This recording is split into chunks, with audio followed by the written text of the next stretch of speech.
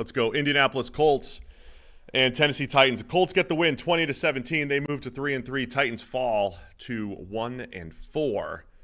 Joe Flacco got the start again. Apologies for everybody on the preview show. We talked about Anthony Richardson. He was practicing this week. Expected him to be back. Yeah, it was kind of a surprise. Yeah. Did not expect to see Flacco out there again. So Flacco got the start, throws the game-winning touchdown to Michael Pittman in the fourth quarter to go up 20-17. On the other side, Will Levis finishes 16 of 27 for just 95 yards. That's 3.5 yards per attempt, including a fourth quarter interception. Titans finished with 146 yards on the ground and only 95 through the air. Tennessee did a really nice job running the ball, generally stopping the run, but that passing attack just don't have enough, just not enough juice to put points on the board. Yeah, and Will Levis generally avoided the kind of utterly ridiculous meme-type catastrophe that he had. No memes this time, yeah. Well, there were memes, but they were not really his fault, you know? Jeez, that was a ball boy. I thought it was a ball boy that he got tackled into. Boy in inverted commas. The guy who was like ball 60. Ball man. I feel like we should stop having people like that on the sideline, right? If you are old enough that you can't avoid a large person careening towards you out of control, you probably shouldn't be hanging around on an NFL sideline, you know? Controversial take, but there it is. You're too old for the sideline. Yeah. Just not that close to the action. Right. But, like, it's not like Will Levis is difficult to spot, you know? He's like 230 pounds, and he's barreling straight for your knees. If you can't jump over that. He got pushed. Why did he get, like, his body got hurled like 15 yards into this dude's knee? Right. But, like, if you can't jump over that. Only Will Levis is going that far. Yeah. But if you can't jump over that, you probably shouldn't be on the sideline. I mean, when I'm on the sideline, anytime the action gets remotely close, I pictured that scenario. I don't want to be the other end of that scenario. Right. I'm moving early. Moving fast. Yes. As fast as you can move. Yes, and backwards, so anyway, far away from the action. Levis had that where he took out a guy's knee, and he also had a ridiculous celebration, like a Spider-Man celebration after the touchdown, right? So he did have memeable things. They just weren't like memeable catastrophe plays. And honestly, big part of me was expecting one on pitchy woo-woo at the end of the game. I was kind of disappointed that was just a normal play where Will Levis didn't do anything nuts. Sorry to disappoint. I felt like that was his staging for like a truly spectacular, what's the most absurd thing I can actually achieve on this play? Step back and watch. So I thought yesterday was a good day for prayers into the end zone. Joe Flacco to Michael Pittman Jr., a prayer. Joe's like genuine, just like a basketball, like alley-oop. I'm just going to lob this up there and watch what happens. Jordan Love's, I think, was more prayerful. The second Romeo Doubs touchdown, where it was like underthrown by 10 yards, and Doubs just went back and like fair caught it and then jumped into the end zone.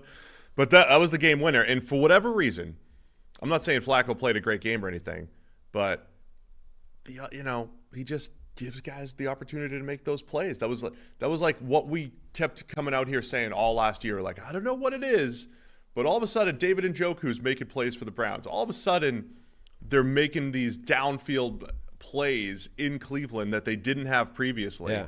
Flacco's adding that to the mix here, in addition to Josh Downs just continuing to be so good. When they need a first down, he had 4 more first downs, including his touchdown.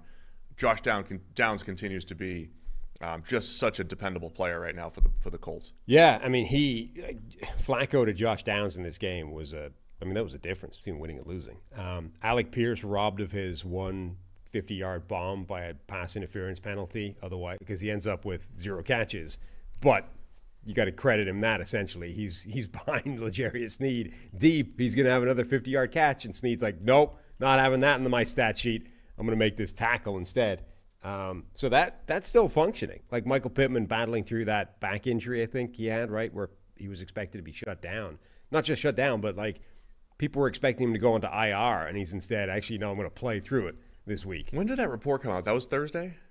Yeah, something like that. After the show, again, too? It was like, this could be trouble. He'd been battling the injury for a while and was expected to head to IR, and then actually they were like, no, he's like, not only is he not going to go to IR, but he's going to play through this week. The other thing I wanted to highlight here, the Titans, very little quick pressure from either team in here that coincided with a quick passing attack from Flacco, from Will Levis. I mean, part of what's missing with Levis, we've spoken quite a bit about the meme type plays and the bad plays in here. But what made Levis intriguing last year was his ability to chuck it down the field. He made one of the best throws of the year last year on a throwback about 60 yards in the air. He had a few of those per game. You're not balancing that out, right? It's not there. Yeah, it's not there at all. So it is almost like Tennessee is trying to contain him to avoid the bad ones, right? And this is one of the trickier things. It's easy for us to say here and not always easy in like a QB room coaching this up. Because I'm sure there weren't many QB coaches being like, hey, Jameis, just be you. Just be, go nuts. Be as aggressive as you want to be. At some point, they probably tried to rein Jameis in. But what made him special was like, hey, you can miss a few, you can have an interception here and there, but you're going to make up for it on the back end. Like, there's no make up for it right now with this Titans offense. Like, one of their touchdowns, a 3rd and 18 give-up play in the red zone, draw play. Like an old school draw play. You don't see those anymore. Right. And Tony Pollard takes it to the house. That's like, great run. Wow, thank you. Like, that would have been the difference in the game if Flacco's prayer wasn't answered, right? So yeah, and even like so late in the game, Callahan punts on 4th and 7, where everything would tell you to go for that. And I'm pretty sure the only reason he didn't is because he just had zero confidence that Will Levis can make that play. Like, they've reached the stage where they just don't think he's just not good enough. That's.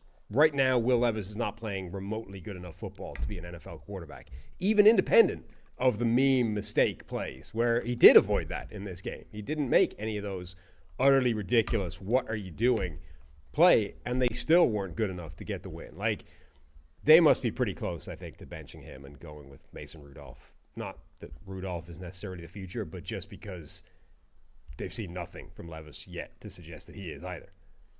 Yeah, I mean, look, you and I thought Tennessee could go either way this year. Yeah. They're not necessarily getting great performances on the back end like they would hope, but they're stout up front against the run. The pass rush is negligible, right? They're one of the worst pass rush teams in the NFL. Like, there's some improvement needed on Tennessee's side. But Mason Rudolph, in this world where just coming in and running the offense and spreading the ball around to some dudes who can catch it, yeah, Hopkins and Ridley and Boyd. The backs out of the backfield, like there's better offense to be had in Tennessee. And so I am curious if we do see Mason Rudolph at some point. Yeah, like the offensive line is still not good, but the running game is. The receivers should be better than we're seeing so far. And it does feel like right now Levis is the cap on this thing. For the Colts, 3-3, I expect to see Anthony Richardson next week, right? Yeah. He should be back. Again, they only scored 20 points in this game, but with no Jonathan Taylor, the run game has been far more inconsistent. I am intrigued by all the playmakers. Josh Downs being uncoverable, what Pittman's able to do, the Alec Pierce deep ball that, again, he didn't get in this game, but you have those opportunities each week. I think the Colts have some opportunities to put points on the board. They're in not a tough spot, but it's going to be an interesting dynamic where when they do go back to Anthony Richardson, knowing that probably is going to make them worse. Like, Flacco, I think, is a better quarterback for them right now. To me, this is a different situation where, like, Will Levis hasn't shown anything this year that you want to build upon. Anthony Richardson is so young and inexperienced as a college and NFL quarterback. You're going back to him, and there's been enough flashes in Anthony Richardson's game. Plus, he adds the run game element. Plus, in any given week, he can go 8 carries for 70 yards, design run game, scrambles. Got to protect him now. Don't want him taking those hits. But the Colts have to go back to Anthony Richardson, where the Titans might be at this point where, hey, we might need to move on from Will Levis. Yeah, I mean, you can't do anything else, but it's an unusual you're making a quarterback switch knowing that it will make you worse, probably. Yeah, I mean, that's certainly a possibility here. Thanks for watching all the way to the end of our video. For more great content, click here to subscribe and here to watch another video. We'll see you again soon.